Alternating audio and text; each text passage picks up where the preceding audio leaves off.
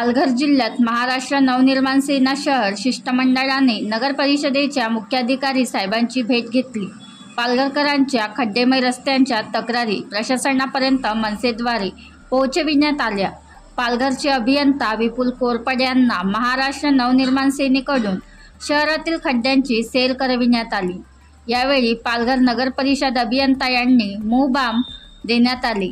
त्यावेळी पालघर जिल्हा सचिव दिनेश गवई, पालघर शहर अध्यक्ष निशांत धोत्रे, शहर संघटक उदय माने, सुनील राऊत, उपशहर अध्यक्ष हेमंत धोळके, नदीम शेख, निखिल पांबळे, कुणाल कुंटे, मिथुन चौधरी, नयन पाटील, हिमांशु राऊत, प्रणय संखे, मैत्राणी साहिल जगताप, महाराष्ट्र सैनिक उपस्थित होते।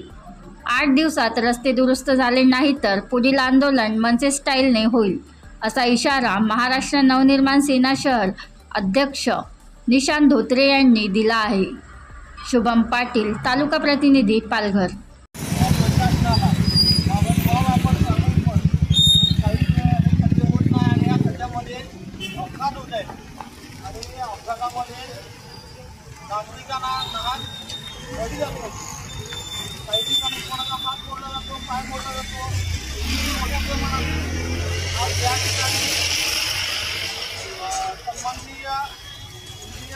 आम्ही कॉन्ट्रॅक्ट देऊन टाकते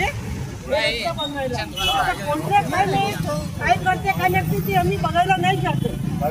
काय करतात सर्वसामान्य नागरिक मला मी कंप्लेंट दिलं तर तिने कसं सांगितलं की आम्ही कॉन्ट्रॅक्ट देते पण कॉन्ट्रॅक्ट कसं माल टाकलं काय कसा रस्ता बनवत आहे बघायचं काम आहे ना, नगरसेवकचं काम आहे ना। या वॉर्डातले जे नगरसेवक आहेत एरिया आहे नगरसेवकचं काम आहे, रस्ता नगरसेवकाचा नाही करतो।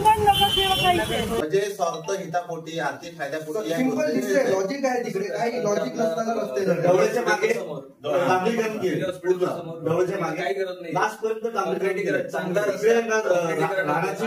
राहण्याची फक्त कंपनीचा लॅक ऑफ मॅनेजमेंट दिसतो कंपनीला हे म्हणताय का तुम्ही बिडको कांदा बच्चूबाई इंडस्ट्री नाही वेगळं, तो मध्ये आलेला भाग आहे, तो तर सातपाटीत। बिडकोचा कोणता म्हणताय? बिडकोला जाणार आपला आरेंज जी रहदारी जाते बिडको मध्ये मोठे ट्रक्स वगैरे जातात ते आरेंज शाळेकडनं जातात। आरेंज शाळा म्हणजे मेन तिकडे जे वेळ हे झाली पाहिजे आपल्याला दुरुस्ती ती होत नाही, त्याच रस्त्यावर लागत आहे ना आरेंज शाळेला लागत हे छोटे रस्ते आहेत ते मंजूर होऊन रस्ते झाले का असं मला समजत नाही। झालेलं नाही का, कशातच घेतलेलं नाही का मी अक्षरशः तिकडे खड्डा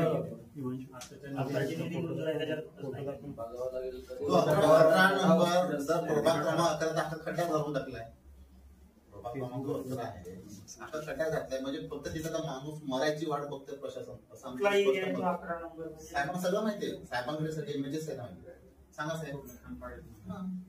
आणि त्या हॉस्पिटलच्या इकडे तर मागे महिलेचं झालेलं पण ऍक्सिडेंट गेलेली आहे त्याच्यामध्ये 4 दिवसापूर्वीची गोष्ट वाट बघायची। ते लोक जाऊन ट्रकला ठोकले, खड्ड्यात आपटले, पाणी होता खड्ड्यात आपटलं, डायरेक्ट ट्रकला ठोकले, पण ट्रकवाल्याच्या ह्याच्यामुळे ट्रकवाल्याने अर्जंट ब्रेक घेतला, ते टायर मध्ये अडकले दोघी पोरं, पोरगा भाऊ बहीण होते। मी रात्री जाऊन त्यांना दवाखान्यात वगैरे न्यायचा प्रयत्न केला पण ते बोलले नाही एवढा लागला नाही त्याला, पण सुदैव होतं। तिकडे ऍक्सिडेंट होता, अधिकाऱ्यांना थोडं धारेवर धरा। आणि कसं रिपीट करायचे जीएसबी मध्ये राहत नाही, दुसरे ट्रीटमेंट आणि आता तसा मुद्दा मांडला नाही, आता तुम्हाला तसा मुद्दा मांडला नाही। काय होतं की जेवढा खड्डा पडलाय तेवढाच दुसरा चूक पॉलिश केल्यासारखं होईल का, परत निघतंय पूर्ण ती पार्ट तेवढा समजा काय सुरू थोडस सुरुवातीला एक्स्ट्रा वाटू दे, पण ते दर वेळेस करायचे। कॉन्ट्रॅक्टरला 4 वेळा पैसे दिल्यापेक्षा त्याला सांग एकदाच तेवढाच पार्ट आहे उदय, पण हे आपण सांगितल्यानंतर कळतं हे का